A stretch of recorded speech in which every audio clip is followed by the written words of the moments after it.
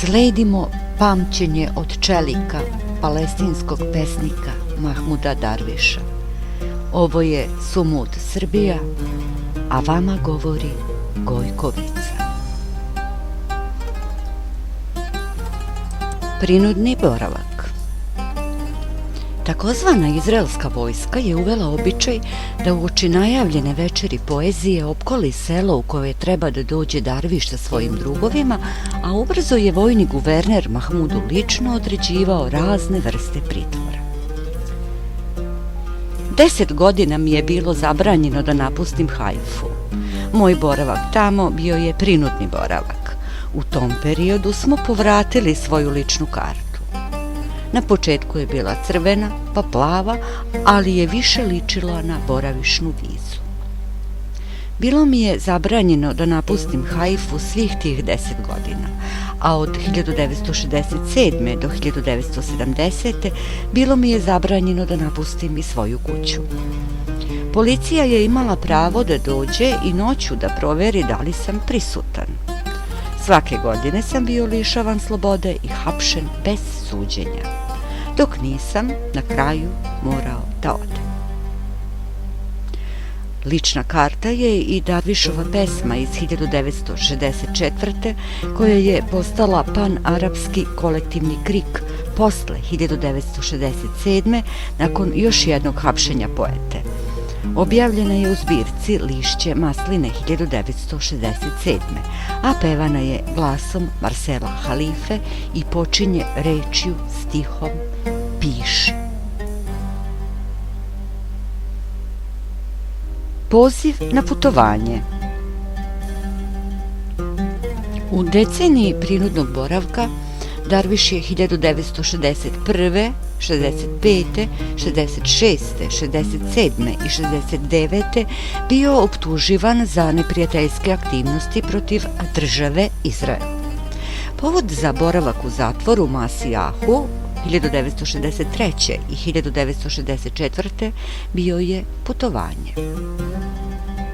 Pozvan da čitam poeziju na Jerusalimskom hebrejskom univerzitetu, a tada sam živeo u Haifi, podneo sam zahtev za putovanje.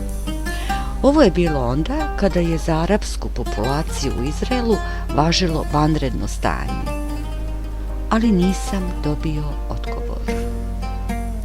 Otišao sam vozom. Postoji li još uvek taj voz? Sljedećeg dana sam pozvan u Nazaret, u policijsku stanicu i osuđen na uslovnu kaznu od 4 meseca uz dodatna 2 meseca zatvora u Masijahu, gde sam na žutoj paklici cigareta Askot napisao pesmu koju je libanski kompozitor Marsel Halifa pretvorio u himnu. To je pesma Majci. Čeznem za hlebom svoje majke i kafom njenom i dodirom. Jednom će u meni detinjstvo da odraste i vozljubit ću život svoj.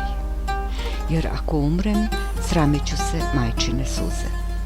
Ako se jednog dana vratim, uzmi me da budem onaj rub vela na trepavici tvojoj. Pokrij mi kosti travama pomazanim korakom tvojim. Okuj me pramenom kose svoje i pričvršti koncem što ti sa haljine visi. Možda bih postao Bog. Bog bih postao ako bih ti glup dotakao. Ako se jednog dana vratim, nek budem ognjilo ognjišta tvoga, konop za rublje na krovu tvoje kuće. Molitva me tvoja na nogama drži, jer i ja sam ostario.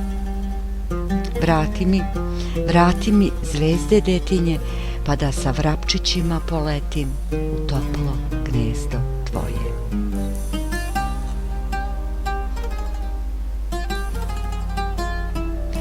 Masijahu, izraelski zatvor u Ramli, sada je namenjen osobama koje treba deportovati i civilima, sitnijim prestupnicima, najfleksibilniji je od svih izraelskih kazamata, a namenjen je i jevrejskim političkim prestupnicima lakši.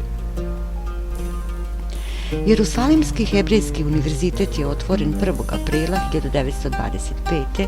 a kamen temeljac je položen krajem jula 1918.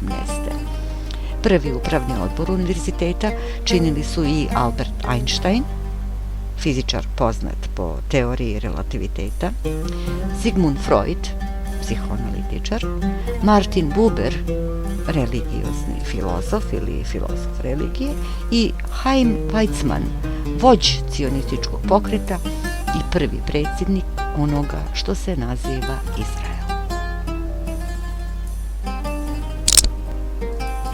1967. godina važna je u Darvišovom životu kao i u životu celokupne svetske poezije. Tada je objavljena pesma Rita. Pesnik kaže: Rita je posvećena jevrejskoj devojci koju sam zavoleo i koja mi je bila sve. Ovu pesmu decenijama izvodi Marcel Khalifa i na njegovim koncertima tada peva i tlo pod nogama posetilaca.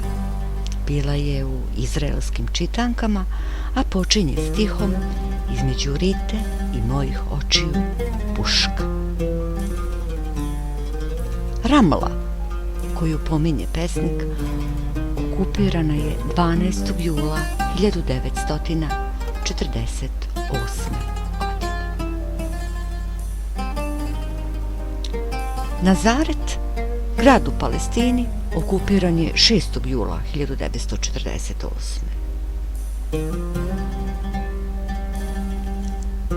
Za tržište kom je pripadao utamničeni Darviš, paklica Askota je bila žuta sa crnim crtežom kočija i kočijaša, a natpis na arapskom, odnosno hebrejskom.